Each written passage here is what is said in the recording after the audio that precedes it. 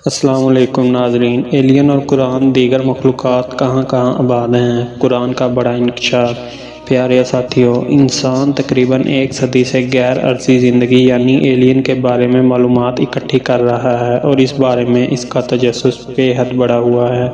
اس کھوج اور تلاش میں انسان اب تک اربوں خربوں ڈالرز خرچ کر چکا ہے، لیکن ابھی تک ہمارے ہاتھ کوئی ٹھوس ثبوت نہیں لگا۔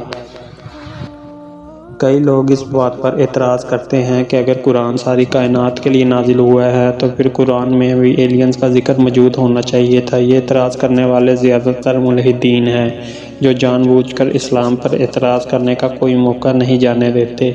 ویسے تو ہم قرآن اور سائنس کا آپس میں موازنہ کروانے یا کرنے کے قائل نہیں ہیں، لیکن ایسے لوگوں کو جواب دینا بھی ضروری ہے، کیونکہ قرآن کریم اللہ کے رازوں میں سے ایک راز ہے اور اللہ رب العزت کا کلام ہے۔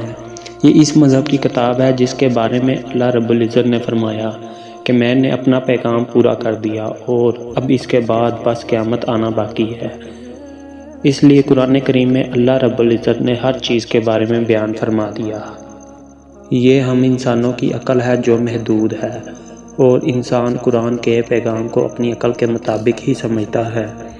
اگر ہم اللہ کی اس کتاب کو کتاب سمجھ کر پڑھیں تو اس میں بے شمار نشانیاں موجود ہیں، اور انہی میں یہ ثبوت بھی موجود ہیں کہ اس کائنات میں ایلین لائف بھی ہے اور ان پہ اللہ کا حکم چلتا ہے۔ آج کی اس ویڈیو میں ہم قرآن کے ذریعے یہ ثابت کریں گے کہ پوری کائنات میں ہی تقریباً ہر جگہ پر لائف یعنی زندگی موجود ہے۔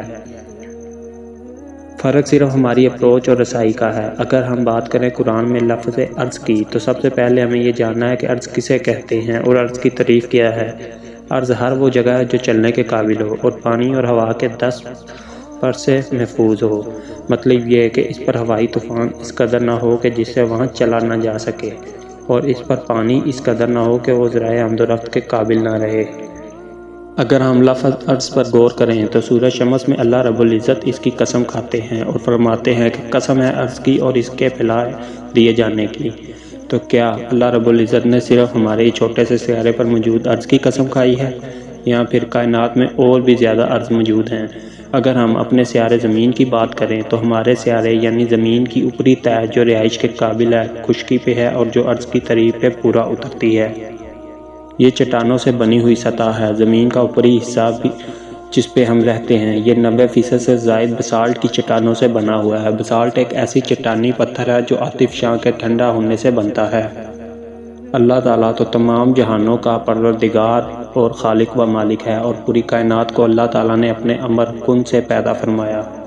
پیارے دوستو، دیکھا جائے تو ہمیں آسمان بڑے ہی وسیع اور عظیم لگتے ہیں جب اللہ رب العزت آسمان کی قسم کھاتا ہے، لیکن آسمان بہت لامحدود اور ہماری سوچ سے بھی زیادہ وسیع ہے۔ اس کے ساتھ ساتھ ارض بھی پوری کائنات میں موجود ہے۔ کیسے موجود ہے یہ ہم آپ کو بتاتے ہیں۔ زمین سے نزدیک ترین خلائی جسم چاند ہے، وہی چاند جو ہر مہینے کے 28 دن ہمارے آسمان پر جگمگاتا ہے، انسان کے ساتھ بڑھتے ہیں۔ انسان کی خلائی دوڑ کے شروع کے زمانے میں کی جانے والی اور جدید ترین تحقیقات سے یہ ثابت ہو چکا ہے کہ چاند بھی بالکل زمین کی طرح 80% سے زائد بسالٹ کی چٹانوں پر مشتمل ہے، یعنی چاند بھی ٹیکنیکلی ارض کی طریف پر پورا اترتا ہے۔ اور اگر اسی ٹیکنیکل طریف کو ہم آگے بڑھائیں، زمین کا پڑوسی سیارہ وینس یعنی زہرہ، جس کی طریف سوویت یونین کی طرف سے سب سے پہلے خلائی راکٹ بھیجے گئے تھے، یہ بھی ایک بہت بڑا اور عجیب و غریب سیارہ ہے۔ وینس کاربن ڈائی آکسائڈ کے بڑے بڑے اور انتہائی تیز اور گہرے بادلوں سے بنا ہوا ہے۔ ان بادلوں کی موٹائی کئی 100 کلومیٹر ہے۔ ان گہرے بادلوں کے نیچے وینس کی زمین بھی 80% سے زائد بسالٹ کی چٹانوں سے بنی ہے، جس پر اب تک 50 سے زائد اسپیشل مشن بھیجے جا چکے ہیں۔ اس مریخ کی زمین بھی 80% سے زائد بسالٹ کی چٹانوں پر مشتمل ہے، اور یوں مریخ بھی ارض کی طریف پر پورا اترتا ہے۔ پیارے دوستو، یہاں یہ یاد رہے کہ مریخ پر ہمارے نظام شمسی کا سب سے بڑا پہاڑ موجود ہے۔ ہماری زمین پر سب سے زیادہ بلند و بالا پہاڑ ماؤنٹ ایورسٹ ہے، جس کی اونچائی تقریباً 8 کلومیٹر سے کچھ زیادہ ہے، جبکہ مریخ پر موجود ماؤنٹ اولمپس 16 کلومیٹر سے بھی زیادہ اونچا ہے، اور یوں اس کی اونچائی ماؤنٹ ایورسٹ سے دگنی بنتی ہے۔ مریخ کے بعد اگر ہم نظام شمسی کے سب سے بڑے سیارے یعنی مشتری کی جانب دیکھیں تو یہ ایک گیس جائنٹ یعنی گیس سے بنا ہوا سیارہ ہے۔ ہماری زمین پر ہر رات ایک ہی چاند نظر آتا ہے، لیکن مشتری کے آسمان پر بیک وقت 69 چاند طلوع ہوتے ہیں۔ مشتری کے تمام چاند پر بھی یہ بیسالٹ کی چٹانوں کی ہی کثرت ہے۔ یوں وہ تمام چاند بھی ارض کی طرف پر پورا اترتے ہیں۔ اسی طرح مریخ کے بعد اور اومن اور یونین بھی گیس جائنٹ ہیں، لیکن ان کے بھی بے شمار چاند ہیں اور ان کے چاند بھی بیسالٹ کی چٹانوں سے بھرے ہوئے ہیں۔ یوں ٹیکنیکلی وہ بھی ارض کی طرف پر پورا اترتے ہیں۔ دوستو، ابھی تک تو ہم نظام شمسی کی بات کر رہے ہیں۔ ہم اپنے نظام شمسی سے باہر نکلیں تو اب تک خلائی انسانی تحقیق کی دوڑ میں تقریباً 5000 سے زائد ایسے پتھریلے سیارے دریافت کر چکا ہے جو اپنے مختلف ستاروں کے گیپ گردش کر رہے ہیں۔ اب تک کسی سائنسی تحقیقات کے مطابق یہ تمام کے تمام پتھریلے سیارے بھی زیادہ تر بیسالٹ کی چٹانوں پر مشتمل ہیں اور یوں یہ تمام سیارے بھی ارض کی طرف پر پورا اترتے ہیں۔ یہاں پر یہ بات جان لینا بھی بہت ضروری ہے کہ یہ 5000 سے زائد سیارے جو ارض کی طرف پر پورا اترتے ہیں، یہ ہماری کہکشاں یعنی ملکی وے گلیکسی کے ایک بہت چھوٹے سے حصے میں دریافت کیا گئے ہیں۔ یہ ایک اندازے کے مطابق ہماری ملکی وے گلیکسی میں ہی ایسے پتھریلے یعنی ارضیاتی سیاروں کی تعداد 2 خرب سے بھی زیادہ ہو سکتی ہے۔ ناظرین، اس تمام ڈسکشن سے ہمیں یہ بات سمجھ آ جاتی ہے کہ ارض کی طرف پر مشتمل بے شمار سیارے صرف ہماری ملکی وے گلیکسی میں نہیں بلکہ کائنات کی ہر گلیکسی میں موجود ہیں۔ یوں ان کی تعداد ناقابل بیاں حد تک زیادہ ہے اور ہم یہ کہہ سکتے ہیں کہ اللہ تعالیٰ نے اپنی قسم کے مطابق اس ارض کو اس کائنات کے گوشے گوشے تک پھیلا دیا ہے اور بچھا دیا ہے۔ اب اگر آپ اللہ تعالیٰ کی اس قسم کی جانب دیکھیں تو آپ کو معلوم ہوگا کہ ہاں، اللہ نے جو ارض کی قسم کھائی ہے وہ کس قدر عظیم قسم ہے۔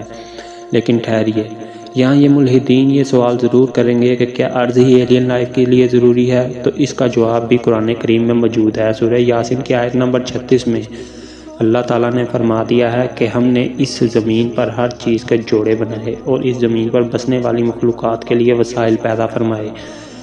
ہم انسانوں کے لیے سب سے بڑا وسیلہ پانی کے بعد وہ فاسل فیولز ہیں جو ہم زمین سے نکالتے ہیں، یعنی گیس، تیل اور کوئلہ۔ اب اگر آپ ناسا کی جانب سے شائع کردہ اب تک دریافت شدہ تمام سیاروں کی ریسرچ کی رپورٹس پڑھیں تو آپ کو معلوم ہوگا کہ تقریباً ہر سیارہ ہی اپنے یونیک قسم کے وسائل سے لبلا بھرا ہوا ہے۔ ہماری زمین پر موجود یہ معدنی تیل، جسے ہم پیٹرولیم کا نام دیتے ہیں، یہ کئی ارب ملین بیرل کا حجم رکھتا ہے اور ہمیں اس کے بھی ختم ہو جانے کا ڈر ستا رہا ہے، جبکہ مشتری کے ایک چاند ٹائٹن پر اس معدنی تیل اور گیس کی پورے سمندر موجود ہیں۔ یعنی اللہ تعالیٰ نے قرآن میں پیدا کیے اپنے وعدے کے مطابق یعنی ہر زمین پر وسائل پیدا فرما رکھے ہیں، اور اگر ہم اب تک ان تمام ارضیاتی سیاروں پر کوئی زندگی دریافت نہیں کر سکے تو اس میں ہماری عقل و فہم اور سائنسی ترقی کا قصور ہے، جو اب تک اتنی ایڈوانس نہیں ہو سکی کہ ہم وہاں کی مخلوق سے رابطہ پیدا کر سکیں۔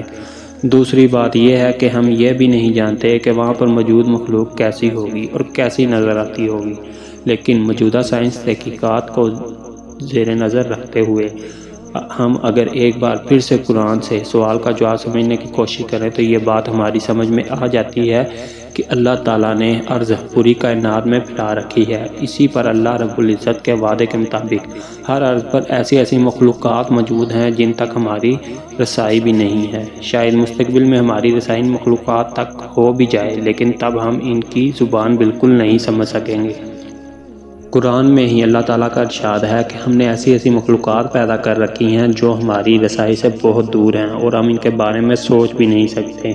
اس طرح سے یجوج اور مجوج بھی قرآنی آیات کی روح سے کسی ایسی ارضیاتی ستارے کے باشندے ہیں اور وہ بھی ہماری زمین پر ہی کسی جگہ سے نہیں نکلیں گے بلکہ کسی ایلین کے روپ میں ہماری زمین پر حملہ آور ہوں گے۔ البتہ یہ موضوع ہم کسی اور ویڈیو میں کور کریں گے، لیکن آپ کمنٹس میں ہمیں بتائیے کہ آپ یجوج مجوج کے سیارے کے بارے میں جاننا چاہتے ہیں یا نہیں۔ جی تو دوستو، یہ تھی ہماری آج کی ویڈیو۔ اس حوالے سے آپ دوستوں کی رائے کیا کہتی ہے؟ کمنٹ سیکشن میں ہمارے ساتھ ضرور شیئر کریے گا۔ انشاءاللہ آپ سے ملاقات ہوتی ہے اگلی ویڈیو میں، تب تک اپنا ڈھیر سارا خیال رکھیے گا۔ اللہ نگہبان۔